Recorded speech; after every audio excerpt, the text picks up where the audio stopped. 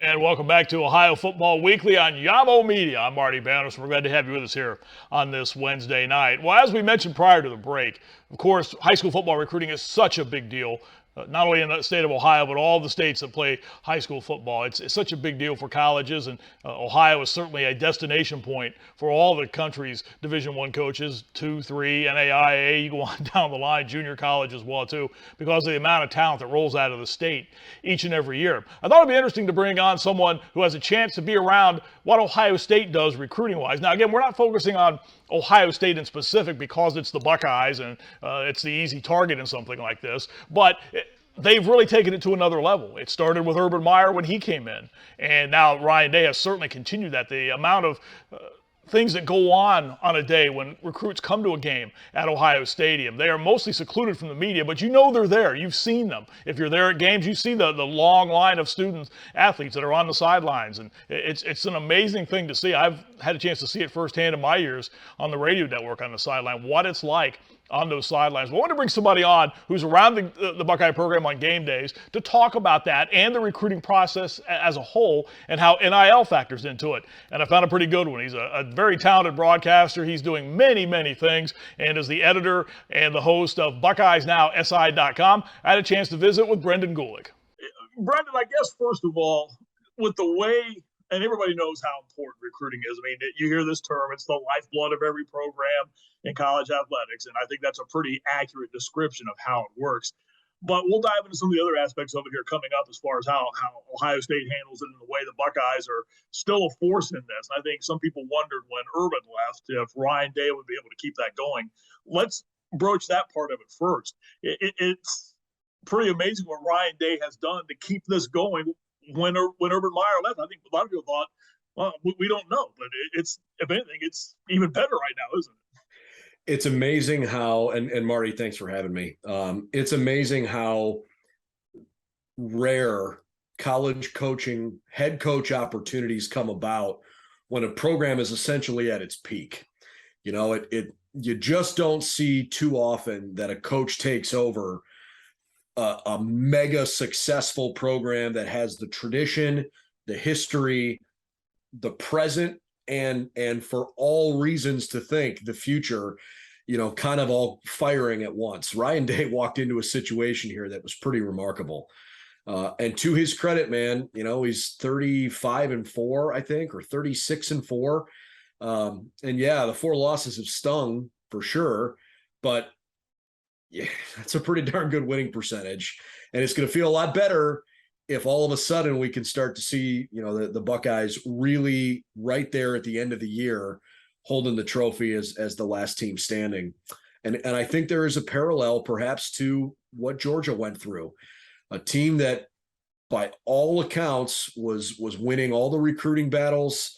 You know, it didn't matter the recruiting service ranked them consistently, if not number one, pretty darn close to being the number one team in the country, bringing in incoming classes. And that narrative started to become, hey, when is Kirby Smart going to finally get this done? I don't think we're quite at that point with Ryan Day, but I do think that the expectations going into this year are probably what they would have been going into 2020 had COVID not happened, because you had Justin Fields coming back. You had a bunch of weapons coming back, and you felt maybe snake bitten after the way the Clemson game ended in the bowl game in 2019. And you really thought, hey, that could be a team that'll win the title.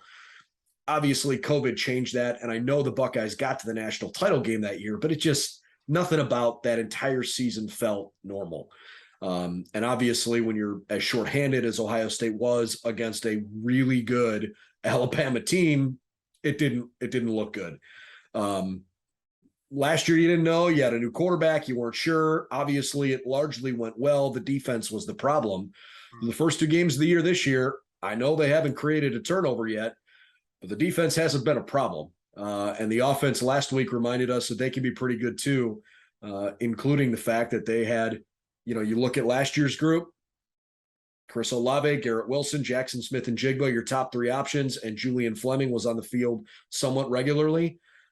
Jackson's been hurt. Julian's been hurt. And it's Marvin Harrison and Mecca Igbuka, Xavier Johnson, Jaden Ballard, and Cade Stover that are getting it done. So it's a new crop of guys. showing that from a recruiting angle, Marty, it's working. I don't think there is too much external pressure because of that to win the national title, but that is the expectation, and this group thinks that they can get it done.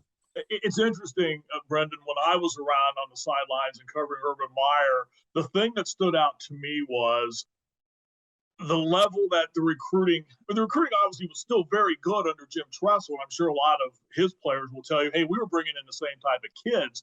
But there's no doubt when Urban Meyer got there, it went from a certain level of player to another level of player. I mean, you could just see the type of kids. I remember being in the locker room after they beat Nebraska in 2012 and standing outside and seeing a young Ezekiel Elliott walk through the door and seeing a young Mike Thomas walk through the door and seeing the type of kids that walked in. It was a different level. And to me, Brendan, that's the thing that's been impressive about Ryan Day and his recruiting is he's kept that going. They still have and bring in that level of type of kid, don't they?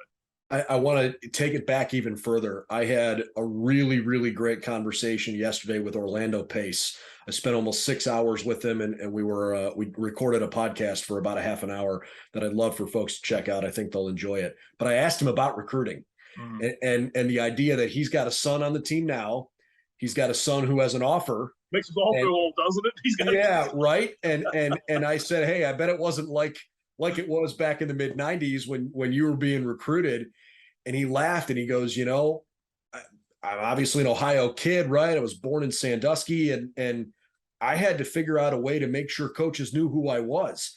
That's not really a problem anymore. No. It's a totally different time in recruiting because technology allows coaches to see what they want to see when they want to see it and reach out to a kid almost instantly. And to your point, Coach Tressel wins a national title and starts to really solidify Ohio State as a truly elite national program again after a few lean years. Urban gets here and it explodes because of his drive to be the best in absolutely everything, individually and as a team. You had a bunch of really good NFL players in the last 7 to 8 years now that are recent Ohio State alums.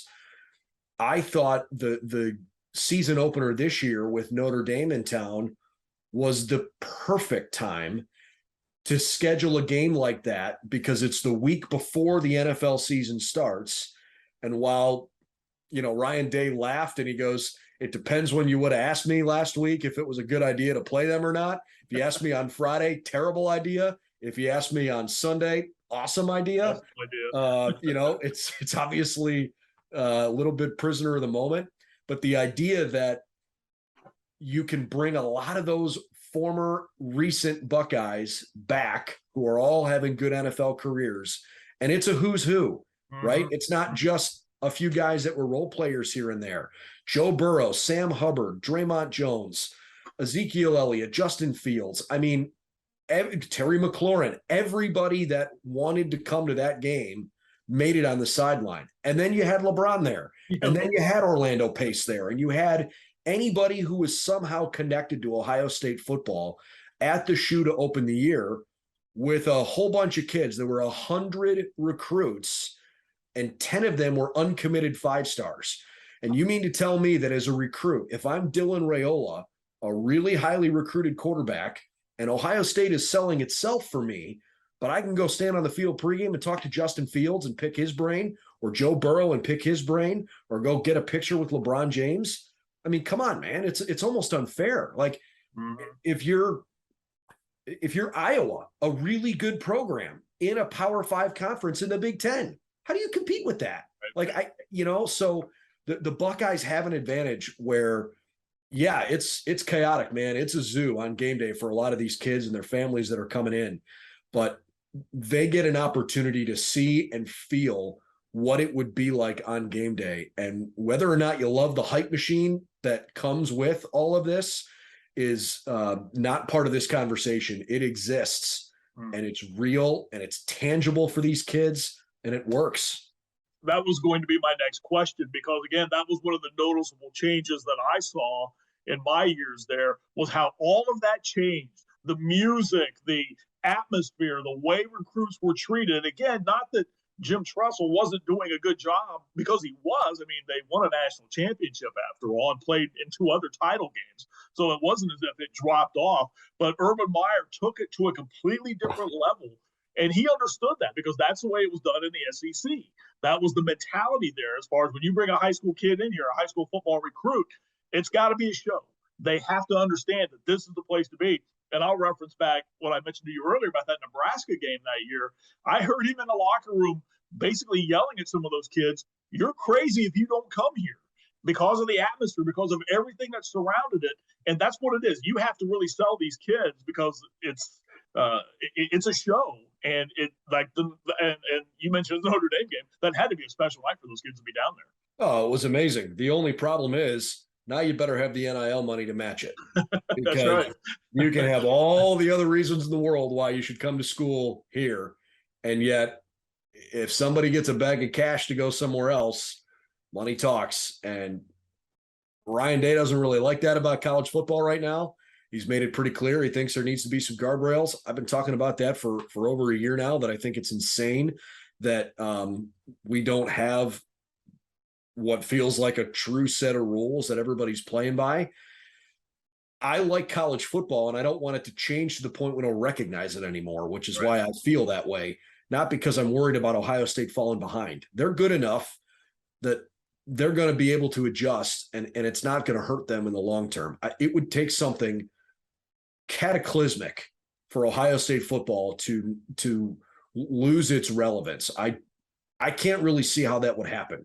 They have the resources, they have the tradition, they have the current players, they have the former players. The recruiting has not dropped off one bit. There's no reason to think Ohio State's going to suffer. But if you don't start figuring out a way to legislate some of the crazy NIL stuff that's going on, it's going to get out of hand. And that's a great point. I would wonder what Orlando Pace thinks about that. And I know you have a podcast. I'll give you a chance to talk about that again coming up with him here in a few moments. But again, that's one of the major differences these days. I mean, we've all seen it here in the last year and a half, how this NIL money has certainly changed that part of recruiting. And as you mentioned, I think very accurately, it's taken that to another level as well, too. So when you talk about something being a show, well, there's a lot of dough involved in this too, and you're right. It's going to take it to a different level. I think the other thing too, Brendan, in watching all this, it's really you see the Power 5 schools and how a lot of folks think there's such a separation. This could take that to a wider level in a heartbeat as well too, couldn't it? As far as all those dollars are concerned. Yeah, it's wild. It's hard to predict how any of this is really going to play out. I'm not really even sure what else to say because I feel like so much of it would just be reckless speculation on how the direction of this stuff can go. It just feels like the full-blown Wild West. And for people that love college football, things are changing a little too quickly. Like, in my opinion, Marty, college football is great because it thrives on regionality. Let's take out the Ohio State Michigan thing for a second because that's such a big rivalry. Mm-hmm. Let's say you went to Iowa and I went to Iowa State, or you went to Washington and I went to Washington State, mm-hmm. and we work together and it's rivalry week and you're standing at the water cooler at work, or maybe we're brothers and we chose different schools. Like, that's the stuff that makes it fun. Right. And it's hard to get that in the NFL because you have a tie to your city, but like there's a little bit of a personal thing missing from that people feel so much more invested in college football. And I just hope that the name, image, and likeness stuff doesn't ruin the sport. I think there's a place for it. I'm happy for kids that are capitalizing on that. I actually think somewhere along the way, this bubble's going to burst a little bit and Agreed. Some of the crazy dollar amounts that kids are getting are going to come back down to planet Earth a little bit. I'm a capitalist. You're worth what the market says you're worth. Like, right. I'm not going to hate at anybody for making money here. I just think that the sport is going to get it's if it's not already there, it's dangerously close to being so ungoverned that we won't enjoy it the way we used to. The balance sheet expectations for the SEC when Oklahoma and Texas join that league Right. are that their gross revenue in the SEC is going to exceed the gross revenue of the NCAA. Why do they need the NCAA anymore if that's the case? It's like we've got to come up with a better solution, and it's got to come fast. I would agree wholeheartedly. Let's close on this.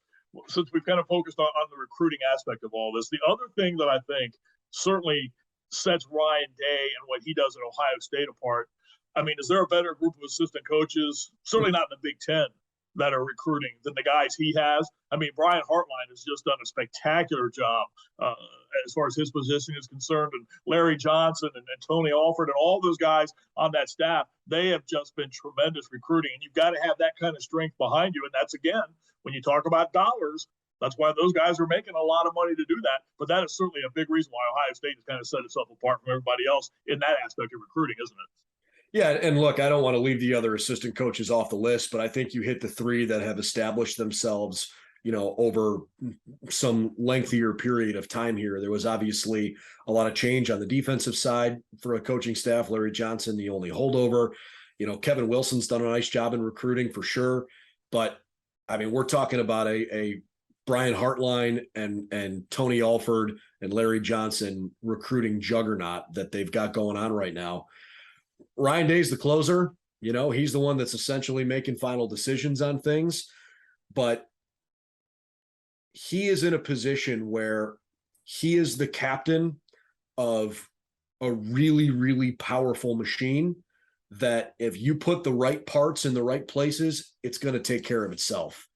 And he has done a really good job of surrounding himself with the right assistant coaches that, frankly, are probably capable of being head coaches elsewhere.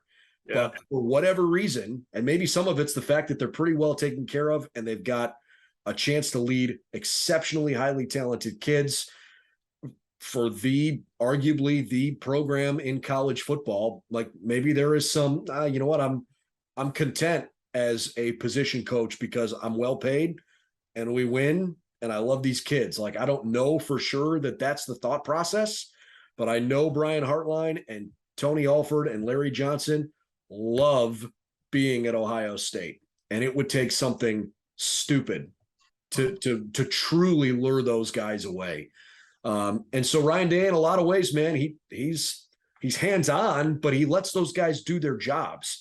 And yeah, if you have the right assistant coaches and frankly, the right player personnel staff, like let's not ignore Mark Pantoni and his group and all of the time and effort that those guys have to spend to make sure that the coaches are being efficient with their time.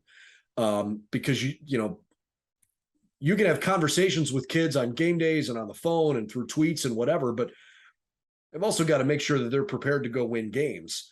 And it's all of the other behind the scenes stuff. Like when those kids come in on game day, like they'll be on the field before games and an assistant coach come over and say hi and talk to them for a few minutes.